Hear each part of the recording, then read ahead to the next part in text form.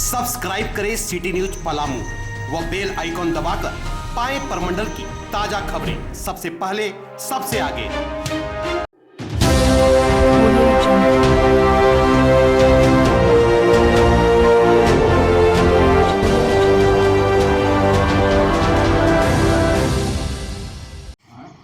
जिला अधिवक्ता संघ गिरिडीह के महासचिव चुन्नू कांत ने एक के बाद एक हो रहे अधिवक्ता और उनके परिजनों की मौत पर गहरी चिंता जताई।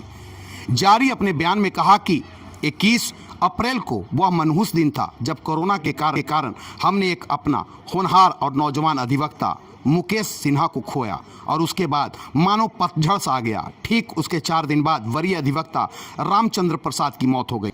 उसके दूसरे दिन फिर कोरोना ने हमारे एक नौजवान साथी सलीम गदी को हमसे छीन लिया। इसी बीच पूर्व में लोक अभियोजक रहे मोहम्मद इस्लाम की भी मौत हो गई। मई माह हम लोग पर भारी रहा। फिर 15 मई को विनोदानंद प्रसाद की मौत इलाज के दौरान रिम्स में हो गई। ठीक 3 दिन बाद 18 मई को इस बार के भविष्य और नौजवान साथी भाई अभिषेक सिन्हा को हम सब लोगों ने खो दिया। इस बीच अधिवक्ता परिवार में कई मौतें हुई, जिसमें मुसीबत का पहाड़ हमारे वरीय अधिवक्ता विजय सिन्हा के परिवार पर टूट पड़ा, जब पहले उनके पुत्र और फिर उसके बाद उनके दामाद, जो दोनों ही नौजवान थे, और दोनों की मौत हो गई। कोरोना ने क्या वृद्ध क्या नौजवान किसी को नहीं बख्शा। इसी तरह से अन्य कई अधिवक्ता साथी के परिवारों में मौतें हो रही है। कई लोग अभी भी आक्रांत है। अपने बयान में श्रीकांत ने अधिवक्ता और उनके लिपिकों से निवेदन किया है कि जीविका की चिंता करने का अभी वक्त नहीं है, अभी वक्त है प्राण रक्षा करने की। हम लोग इस बात से चिंतित हैं। आज भी कुछ लोग कचहरी आ रहे हैं और कुछ लोग आना चाह रहे हैं और भीड़ का हिस्सा बनना चाह रहे हैं। उनका कहना है कि मैं मानता हूँ पेशा हम लोगों की जिम्मेवारी है। जो बंदी जेल में है उनके लिए मुकदमे में पैरवी हम लोगों की बाध्यता है, लेकिन जो माहौल है उसमें अभी भी लोगों को घरों में रहना सुरक्षित है। इसलिए इस मुद्दे पर बहस के बजाय लोग संयम से काम ले, अन्यथा जो हालात है उसमें कभी भी कोई इसके चपेट में आ सकता है। गिरिडीह से चंदन पांडे की रिपोर्ट।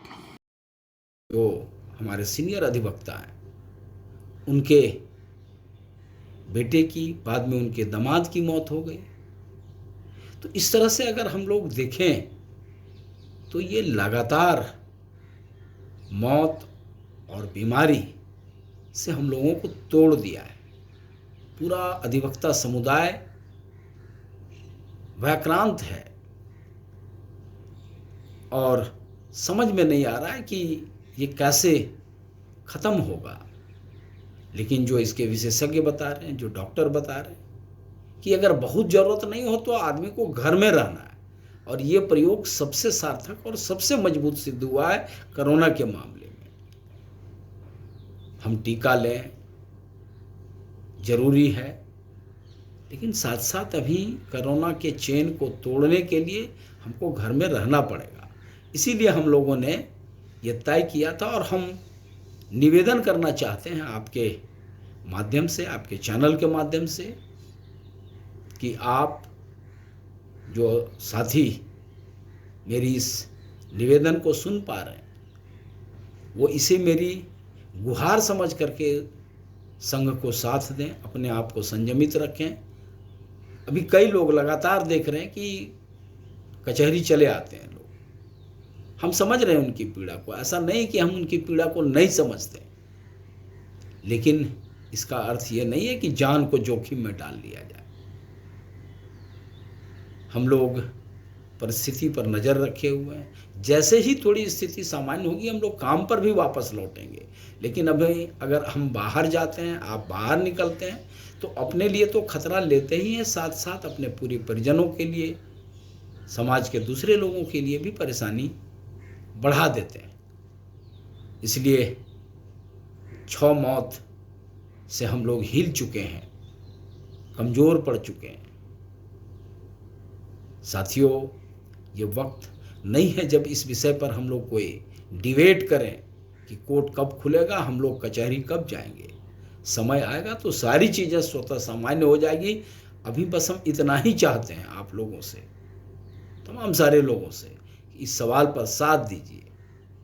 हम अभी एक प्रसंग की चर्चा करना चाहते हैं। हमारे साथी यहाँ अपने आप को संयमित रखें। अधिकांश लोग इसके विरोध में हैं, ठीक है, इक्के दुक्के लोग हैं, हम लोग उनको समझा रहे हैं। लेकिन चूंकि वर्चुअल मोड में कुछ बाहर से जो बिहार के वकील हैं, बंगाल के वकील हैं, वो चाहते हैं कि यहाँ गिरिडीह में झारखंड में